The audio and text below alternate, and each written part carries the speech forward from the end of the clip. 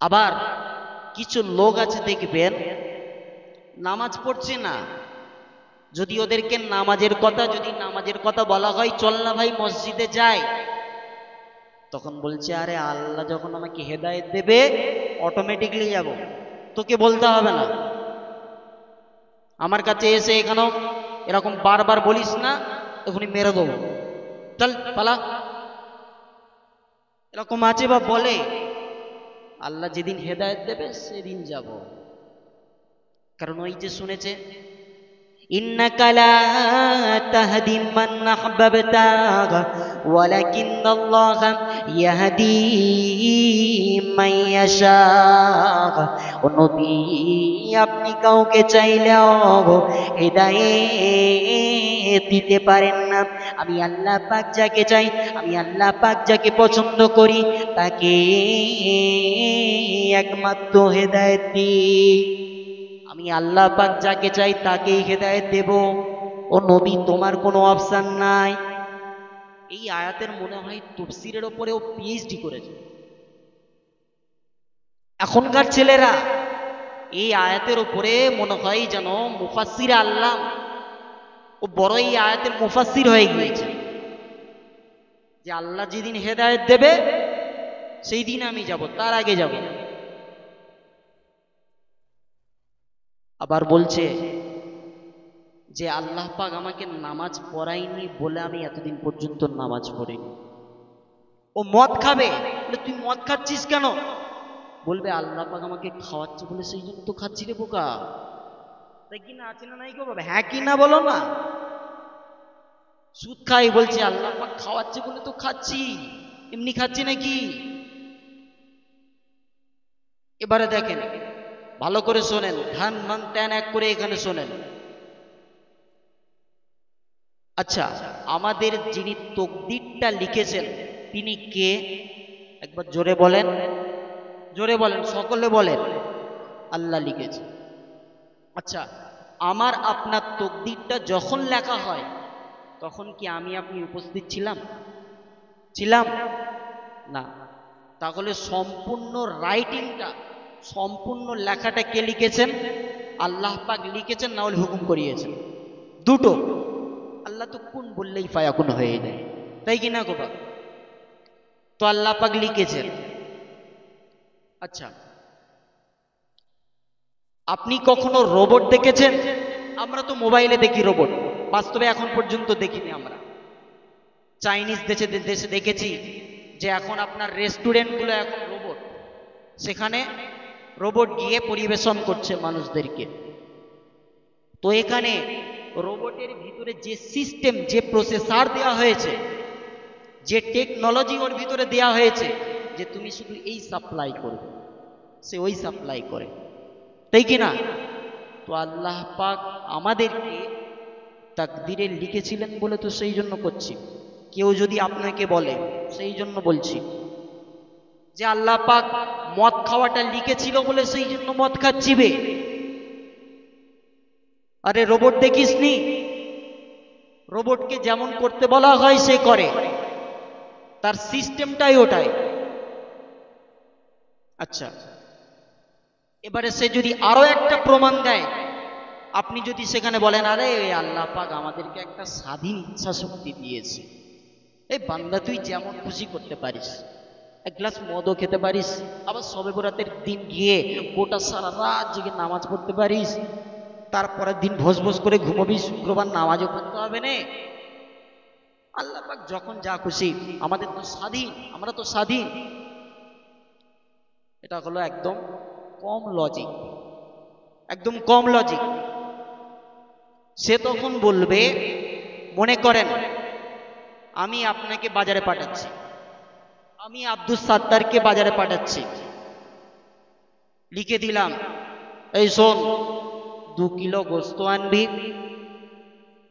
3 KG পেঁয়াজ আনবি, 4 KG আলু আনবি, ইত্যাদি ইত্যাদি আনবি।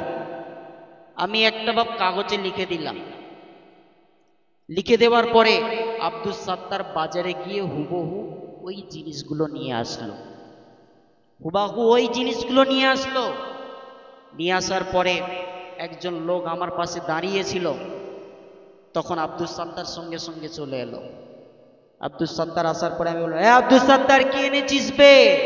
বলছি, হুজুর আপনি যা বলেছিলেন তাই তো এনেছি, গোশ এনেছি, আলু এনেছি, পেঁয়াজ এনেছি। তখন আমি বলছি, তুই আর কিছু আনিসনি কেন? তুই আর কিছু আনিসনি কেন? আমি তো তোকে স্বাধীন দিয়েছিলাম। আরে আমি লিখে দিয়েছি বলে তোকে ওটাই আনতে হবে নাকি? আমি তোকে লিখে দিয়েছি বলে ওটাই তোকে আনতে হবে? বা আমি তাকে বললাম, আর একজন আমার পাশে দাঁড়িয়েছিল, আমি তাকে বললাম আব্দুল সাত্তারের যেটা খুশি ওর স্বাধীনতা অনুযায়ী ও বাজার করে এনেছে, আমি যদি সেখানে বলি, অথচ আমি লিখে দিয়েছি 1 কেজি পেঁয়াজ, 1 কেজি আলু, এইরকম ভাবে আমি একটা লিস্ট করিয়ে দিয়েছি। আবার একটা লোক পাশ থেকে জিজ্ঞেস করছে, কি ব্যাপার আব্দুল সাত্তার কি এনেছে? আমি বললাম আব্দুল সাত্তারের যেটা খুশি সেটাই এনেছে। এবারে বলেন, কথার মধ্যে দুরকম হচ্ছে না হচ্ছে না? কথার মধ্যে দুরকম হচ্ছে কি হচ্ছে না? বুঝতে পারছেন তো বাপ নাকি?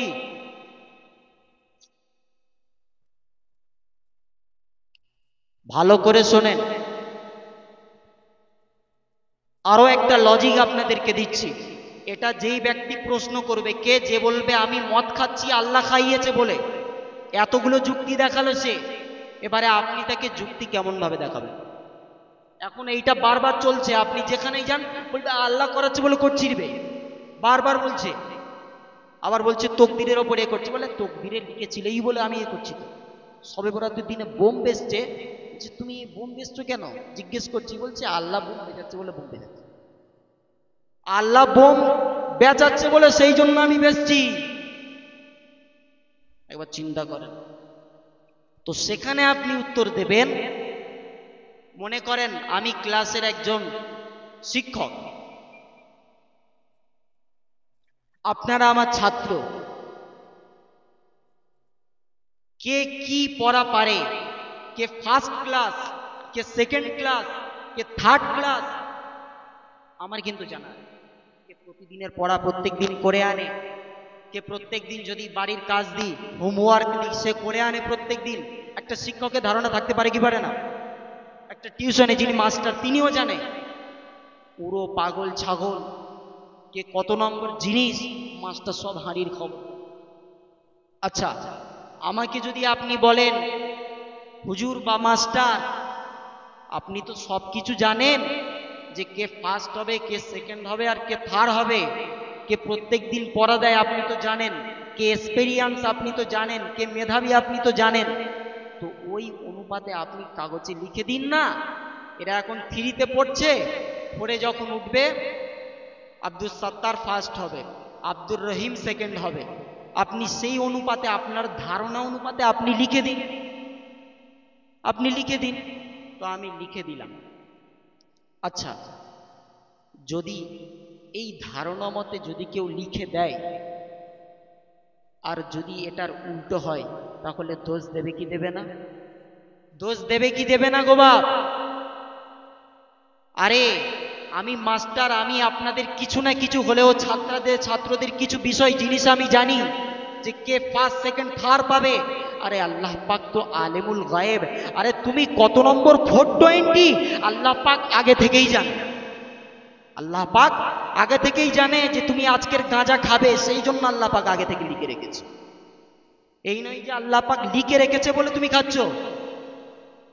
ভালো করে বোঝেন, তুমি কত নম্বর বাটপার, তুমি কত নম্বর চিটিংবাজ আল্লাহ পাক জানেন, সেই জন্য আল্লাহ পাক লিখে রেখেছে। অতএব আল্লাহকে দোষ দেওয়া যাবে না। এবারে আসেন, যদি আপনি বলেন যে আপনি যে খাতায় নামগুলো লিখে দিলেন, এই এই ব্যক্তি ফার্স্ট হবে সেকেন্ড হবে, ওটার অনুপাতে আপনি নাম্বারটা, পরীক্ষার নাম্বারটা দিয়ে দিন। আল্লাহ পাক তো সব জানে, কে বড় নম্বর, কে কত নম্বর বাটপার, আল্লাহ পাক তো সব জানে। তাহলে দুনিয়াতে এত পরীক্ষা নিচ্ছেন কেন, এত ইমতেহান কেন? কারণ পরবর্তীকালে আমরা আল্লাহ পাকের কাছে যাতে প্রশ্নটা যাতে না করতে পারি, যে আল্লাহ পাক আপনি যদি আমাদেরকে ফিল্ডে মাঠে নামাতেন, তাহলে আমরা গোল করে দিয়ে বেরিয়ে আসতাম, 6 মেরে বেরিয়ে আসতাম। আপনি তো পরীক্ষায় আমাদেরকে বসতে দেননি। এই যাতে প্রশ্নটা না করতে পারি, সেই জন্য আল্লাহ পাক আমাদেরকে দুনিয়াতে পাঠিয়েছে। কি গো বাপ, কথাটা বুঝে এলো? তো চলেন, ওদিকে কি বলছিলাম মনে আছে তো?